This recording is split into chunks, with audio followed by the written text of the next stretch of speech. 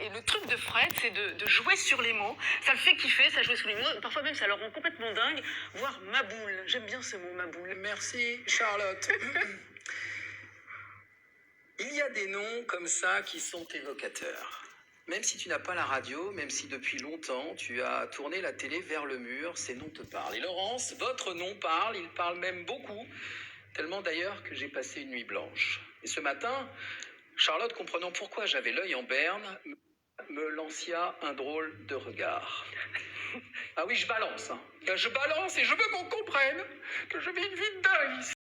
Bon bref, revenons à la jeunesse de cette chronique. Quand on m'a annoncé votre venue, j'ai dit super. Oui Laurence, vous êtes à mes yeux l'essence même du journalisme. Un savant mélange, disais-je, de pugnacité et de pertinence.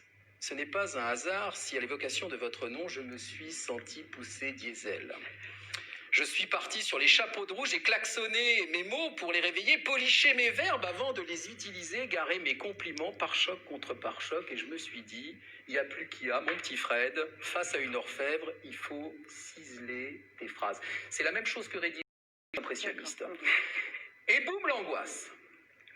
Mot de ventre à l'idée que ces phrases si bien conduites, pourtant, s'écrasent dans l'abdomen public, à peine auriez-vous passé le porche de cette porte. Et si je peux, j'oserais même vous avouer, j'étais tétanisé à l'idée de vous cabosser suite à une malencontreuse et mauvaise manœuvre sémantique. Poussif, j'appelle un ami, c'est mon dernier mot. Sa réponse est limpide, Ferrari, c'est la Rolls du journalisme, brillante, du sur-mesure, pointure métallisée. Mais non, Laurence, vous n'êtes pas la Rolls du journalisme, vous êtes la Ferrari. Et raccrochant, tout s'éclaire. Et comme la BM le dire le dimanche, même si ce n'est pas très cathodique, fiat ou après traduction que la lumière fuit et la lumière soit. Et c'est vrai, force est de reconnaître que de la radio à la presse écrite en passant par la télévision des années 90 à aujourd'hui, de Europe 1 à Canal+, en passant par TF1, vous illuminez l'actualité. Vous utilisez le mot juste pour mieux nous faire comprendre le monde, nos contemporains. Alors Laurence, il ne me reste plus que quelques secondes, pas une seconde de trop. Je ne peux pas parler de Renault, ni lui, ni Nissan, ni autre chose d'ailleurs. Juste vous dire, Laurence, merci d'être notre invitée. Bravo l'artiste. Chapeau l'artiste. Pas mal. On continue. Oui. Tout de suite. Et ne soyez pas surpris si Fred nous interrompt pendant notre interview à toutes les deux. Les internautes sont nombreux à nous suivre. Ils ont des questions à vous poser. Oui. Donc Fred nous interrompra quand moi là, on tape du point sur la table. Une question. Et oui, Votre parcours a été jalonné de ruptures et de coups d'audace. De quoi êtes-vous la plus fière aujourd'hui ? D'avoir toujours choisi, c'est très important dans ce métier de ne pas trop subir, d'avoir choisi mon destin, d'avoir choisi les projets sur lesquels je prenais des risques, d'avoir toujours quitté une forme de confort pour aller me remettre en cause sur des challenges risqués. Je l'ai fait à plusieurs reprises dans ma carrière. Donc voilà, c'est ça, la force d'avoir su imposer mes choix. Et le projet dont vous êtes la plus fière, précisément ? Je pense que c'était Dimanche Plus à l'époque, qui a été sur Canal+. Voilà, sur l'émission politique que j'ai lancée avec sa petite sœur qui était Punchline, que j'ai faite l'an dernier sur C8. Voilà, c'était. Moi, j'ai un côté un peu entrepreneur, un peu aussi. J'aime la production, j'aime. Votre société de production. Voilà, à l'époque, d'ailleurs. j'avais créé ma société. L'ensemble, ils fabriquent une émission, pas seulement le plateau, hein, c'est-à-dire des stages qui sont tournés. Donc voilà, je pense que c'est ça qui a été le plus beau moment de ma carrière. Il y a 10 ans, vous disiez « J'ai des regrets, mais je n'ai pas d'échecs. Ils sont à venir. » 10 ans plus tard, les échecs, vous les avez rencontrés ? Il y a eu des hauts et des bas, hein, comme dans toute carrière. Hein. On ne peut pas être toujours au sommet. Il y a eu des épreuves. Le 20h a été une épreuve. C'est l'épreuve du feu. Hein. Je pense que c'est pas Anne-Sophie Lapix qui me contredirait aujourd'hui. Mais non, je n'ai pas eu... l'échec, c'est la chose que vous ne referiez pas. Franchement, je referais à peu près tout. Peut-être pas de la même façon, mais je le ferais à peu près dans le même ordre. Qu'est-ce que vous changeriez ? Non, peut-être un peu plus de préparation, peut-être un peu moins d'insouciance, un peu moins d'inconscience pour certains challenges. Voilà. Vous citiez le JT de 20h sur TF1. Évidemment, il y a près de 10 ans, à votre arrivée aux 20h, vous avez suscité un cataclysme médiatique hallucinant. Vous succédiez à PPDA qui était en poste depuis. Comment vous le regardez, cet événement-là, aujourd'hui, cette épisode de votre parcours professionnel ? Je pense que voilà, déjà, dès ce moment-là, je pense qu'une partie de mes chances était déjà obérée. Donc, encore une fois, avec un peu plus de contact, on aurait un résultat plus intéressant en se parlant un peu plus entre confrères. Mais voilà, écoutez, encore une fois, j'ai fait mon travail pendant ces 4 ans. Je crois que j'ai été au front tous les jours et je regrette rien, voilà, honnêtement. Vous êtes en bon terme avec Patrick Poivre-d'Arvor? Oui, ben, on est collègues à CNews, on se croise tous les jours ou presque, donc oui, bien sûr. Est-ce que cette période a cassé quelque part l'image de votre image naturelle, chaleureuse, Moi, je l'aime enthousiaste au que Mali, vous aviez à Laurent. l'époque? Je suis assez d'accord. C'est un exercice qui fige, c'est un exercice qui éteint. C'est quelque chose qui nous permet pas de nous exprimer librement, c'est très codifié. Moi, très je l'aime au contraint. Mali, Laurent. Donc encore une fois, ça reste un Graal pour les journalistes, mais aujourd'hui, je suis 1000 fois plus heureuse à l'antenne de ce que je fais. Petite, vous rêviez d'être chirurgien, vous avez même tenté médecine. Aujourd'hui, ça vous arrive de repenser à cette période-là et de considérer que c'est peut-être une vocation avortée que vous auriez pu réaliser? Ah oui, le but c'était d'être utile aux autres. Alors j'espère que je le suis à mon petit niveau aujourd'hui en faisant du journalisme. Mais non, c'était chouette de l'avoir tenté, d'avoir raté lamentablement. Mais ça, heureusement, la médecine n'a pas voulu de moi. Mais comme j'ai vraiment eu la chance de faire un métier exceptionnel qui est le journalisme, dans lequel je fais des choses différentes chaque jour, non, franchement. Ah, moi, on a dit. Une question justement, vous parlez de médecine, c'est pour ça que vous rêvez, nous demande-t-on, de présenter une émission avec Michel Simès. Alors, Est-ce que le mot c'est- rêver est un c'est peut-être petit excessif. peu excessif. Oui. Michel est un ami depuis 30 ans. Donc oui, on se joue régulièrement en blague et on se dit, tiens, il faut qu'on fasse une émission avant que tous Médecine. les deux on soit en maison de retraite. Médecine. Alors médecine, j'ai fait 1 an de médecine, Oui, mais donc quand même. je doute de mes capacités à être un bon confrère pour Michel Simès. Mais néanmoins, s'il veut tenter la chose, pourquoi pas un jour de faire une émission où je faisais peut-être autre chose que de la médecine avec lui, la coprésentation La peut-être. coprésentation, Voilà, ok. une émission d'entertainment. On le salue en tout cas, Michel Simès. Vous le disiez, vous vouliez être utile, servir à quelque chose. Avez-vous aujourd'hui le sentiment d'être fidèle à cet engagement qui vous a motivé? Alors oui, les journalistes sont utiles, parfois ils sont critiqués et évidemment nous sommes dans la lumière, donc c'est nous qui catalysons un certain nombre de crispations et de mécontentements. Mais oui, je pense qu'encore une fois, en essayant de donner une information objective, c'est difficile, mais enfin une information honnête et vérifiée, on fait une bonne partie de ce qu'est notre mission. Comment la starification ne parasite pas justement le socle, les fondements de votre métier aujourd'hui?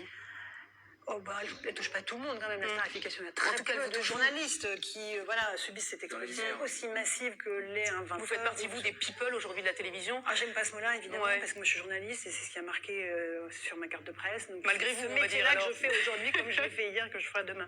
Mais oui, il y a une notoriété qui s'installe. Elle vient effectivement de mes années TF1, puisqu'évidemment, on rentre pendant 4 ans chez des millions de téléspectateurs tous les soirs. La notoriété, je dis beaucoup que c'est un manteau qu'on enfile, qu'on retire jamais. Après, voilà, c'est quelque chose d'agréable. Dans la rue, les gens sont sympas, viennent vous parler.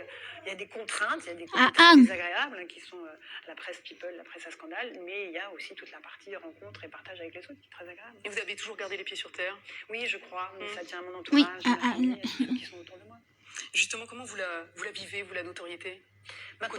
Menons bien, voilà. C'est quelque chose dont je me suis beaucoup détachée, notamment mon image m'intéresse moins et je crois que c'est bien, je me concentre plus sur le fond de mon métier. Voilà.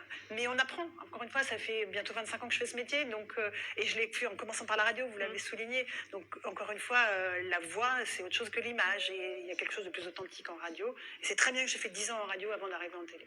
Vous l'attaquez systématiquement, la presse people, quand elle parle de vous.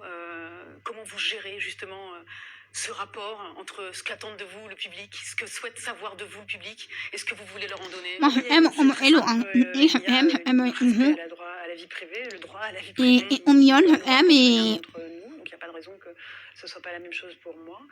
J'ai un lien avec le public, régulièrement je communique par le biais de Oui, moi, je l'ai aimé. un article. Donc, Voilà, le c'est roi. encore une fois très très Et soft, je parce que mal, je Laurent. fais Le rien roi, entre ma vie privée et mal. ma vie professionnelle, donc Elle voilà, m'a. je laisse les enfants Mal. en paix, je ne les ai jamais exposés, je ne le ferai Mais c'est jamais. vrai, vous Voilà. les exposez pas. C'est la ligne rouge. Être femme dans ce milieu, c'est un avantage, un handicap? C'est pas un handicap. C'est pas un handicap. Il faut être vigilant. On a eu un certain nombre de révélations sur le Tout à harcèlement fait. sexuel pendant les dernières semaines qui nous montrent qu'on n'est pas on n'est pas. Ça arrive dans tous les milieux. Il y en a dans la presse, il y en a dans la télé, il y en a dans l'industrie, il y en a dans les entreprises. Donc voilà, il faut encore une fois non seulement éduquer nos filles, mais éduquer nos fils. Leur apprendre le respect, la différence entre la blague graveleuse et le harcèlement. Donc voilà, je pense que c'est une affaire d'éducation et puis une affaire de société aussi. Vous avez rencontré, vous, dans votre carrière, ce type de personnage? C'est marrant parce que quand toutes les hashtags sont sortis, Le hashtag balance ton porc en particulier. voilà, je me suis dit, est-ce que d'abord j'ai dit non parce que mais je pense que c'est tellement intégré le fait que de temps en temps on peut être sujette à des blagues un peu grivoises. J'ai pas été évidemment confrontée à un supérieur hiérarchique qui me dirait ben voilà, tu passes à la casserole ou t'avances pas. Ouais. Jamais. Alors là, Dieu merci. Et je remercie tous les patrons qui m'ont permis de gravir les échelons dans ce métier sans avoir évidemment avoir à subir ça. Donc non, mais ça existe. Voilà, je peux pas vous dire que ça n'existe pas. Je sais qu'il y a des gens des femmes qui ont été confrontées à ça. L'interview politique, c'est votre marque de fabrique, on va dire. Pourquoi vous avez besoin d'interviewer les politiques? Qu'est-ce qui vous plaît tant dans cet exercice particulier? J'aime bien cet exercice. J'aime bien aussi les interviews culturelles. J'en fais sur CNews et c'est vraiment autre chose. Il y a une adrénaline. Il y a quelque chose dans le rapport de force qu'on installe avec les hommes politiques qui est très agréable. En plus, je respecte les hommes politiques. Je suis la fille d'un homme politique. Tout à fait. Mon père était député maire, donc je sais ce que c'est la politique à l'échelon local. Je sais ce que la famille aussi paye comme tribut. Donc je sais que c'est lourd. Mais j'adore cette joute intellectuelle et j'aime bien les faire sortir de leurs éléments de langage quand j'y arrive. Vous parlez de politique, vous auriez aimé faire ou vous... Jamais. Non. Ah non, Voilà. je suis beaucoup mieux à ma place de journaliste, je vous rassure. Ah, d'accord, mais c'est pas vraiment quelque chose qui... Non. Ok. Non. Dans 10 ans, vous avez dit que vous ne vous voyez plus à l'antenne. Est-ce que vous préparez cet après-là? Je ne prépare pas encore, mais je m'y prépare dans ma tête. Oui, parce que j'ai envie de passer à autre chose dans les 10 ans qui viennent. Pourquoi pas au management? Pourquoi pas passer effectivement dans la hiérarchie d'une Patron de chaîne, chaîne, ça vous dirait? On verra bien, c'est des grands mots. Mais en tout cas, manager des gens. Des grands mots, ça peut être très concret. Oui, mais c'est comme le 20h, j'ai jamais rêvé que je le ferais, je l'ai fait. Bon, c'est arrivé comme ça. Si un jour ça se produit, évidemment. Je pense que j'ai les qualités en matière de relations humaines et de compétences journalistiques, puisque ça fait Vous seriez des la années que première je en traîne France. mes guêtres dans ce métier-là. Oui. Vous seriez la première, je crois, en France. Ah ben non, il y a Regarde. beaucoup de patronnes d'infos quand même. Patronne de chaîne de télévision. Ah, des patronnes de chaîne, oui, mais c'est encore autre chose. Pour l'instant, restons sur l'info. Et oh. On a appris plein de choses. À chaque fois, vous répondiez juste un petit peu en avance sur ce que nous demandaient les interviews. Alors, Donc, c'est... Ahale amagi Mais eo. justement, Charlotte a quasiment tout posé. Ce que vous alliez faire. Amagi o. Ahale. La politique, vous avez répondu à tout. Ah non, la politique, non, vraiment. Non, c'est vraiment quelque franchement. chose qui ne Ela eo. Par contre, quelqu'un qui souhaite vous poser une question, En qui s'appelle direct. Rohan. La régie est en train de le contacter. Et on va le prendre tout de suite. Rohan, bonjour. Bonjour, Laurence, j'ai une petite question pour toi. À force d'interviewer justement des personnes politiques, vous n'avez jamais songé à vous lancer vous-même en politique parce qu'on manque vraiment de femmes connues. Alors, c'est une bonne question, merci de me la poser. Je pense que c'est un métier très difficile d'être homme politique. Chaque élection est une épreuve quand on remet en jeu son mandat. C'est quelque chose qui prend beaucoup sur la vie privée. Et vraiment, j'ai pas envie d'être à leur place. Je suis beaucoup mieux dans ma place de journaliste, à leur poser les questions, à les titiller, à leur demander des comptes, puisqu'ils sont des élus de la nation. Donc vraiment, pour l'instant, et vraiment, il est hors de question que je change d'avis. Je reste bien tranquillement à ma place de journaliste et je leur laisse faire leur métier qui est très difficile, encore une fois. Que vous connaissez parce que par défaut, Absolument, vous étiez dans une famille d'hommes politiques. mais vraiment c'est un métier et d'ailleurs je salue toutes les femmes qui se sont lancées les derniers mois en politique. C'est un vrai challenge parce qu'encore une fois il y a un vrai risque de se retrouver en cours et avoir à chercher un autre travail. C'est très chronophage, ça prend beaucoup de temps sur la vie de famille, donc chapeau à vous les femmes. On a une Ah dernière oui. question d'Éric qui demande qu'est-ce que vous faites pour vous détendre puisque vous êtes tout le temps à l'antenne et c'est plutôt du sport, sport, musique, piano. Musique, voilà. Ouais, c'est ça, c'est voilà. Je lis beaucoup de romans. D'abord, j'interviewe beaucoup d'auteurs et Ouais. d'écrivains, donc ça c'est génial. Et puis la musique, évidemment. J'ai un Évidemment, prisme vous faites du piano. familial. Oui, alors là, c'était il y a très longtemps parce Vous que pouvez en mettre un là, il rentrait pas, sinon c'était oui, parfait. j'aurais pu vous faire un petit concerto. Gentiment. Et vous avez un mari qui fait du violon particulièrement bien, apparemment. Voilà, donc je préfère l'écouter, Voilà, me détendre en c'est- l'écoutant ah ouais, que moi-même on en comprend. massacrant les grands morceaux Mais là, que j'ai on pu jouer au comprend. piano. Respect. Le moment de l'interview est terminé. Terminé.